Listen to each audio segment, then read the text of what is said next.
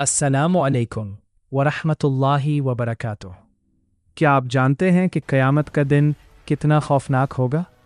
یوں ہے، آج ہم بات کریں گے سورۃ الحج کی، جو ہمیں دنیا اور حج صرف ایک عبادت نہیں بلکہ ایک روحانی انقلاب کی آخرت کی حقیقت سمجھاتی ہے۔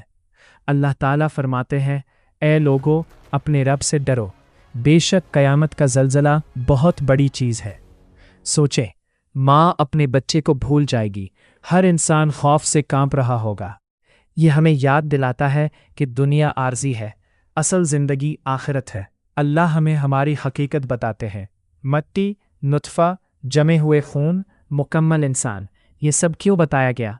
تاکہ ہمیں یقین ہو جائے کہ جو ہمیں پہلی بار پیدا کر سکتا ہے وہ دوبارہ بھی زندہ کر سکتا ہے۔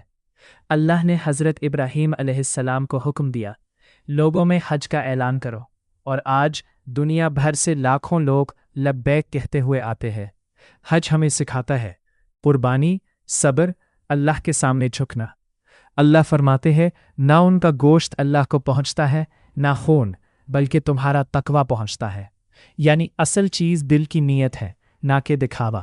سورۃ الحج ہمیں سکھاتی ہے، قیامت کی تیاری کرو، اللہ کی قدرت پر یقین رکھو، عبادت میں اخلاص پیدا کرو۔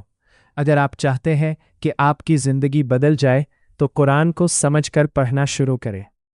اللهم صل على محمد وعلى آل محمد كما صليت على إبراهيم وعلى آل إبراهيم إنك حميد مجيد اللهم بارك على محمد وعلى آل محمد كما باركت على إبراهيم وعلى آل إبراهيم إنك حميد مجيد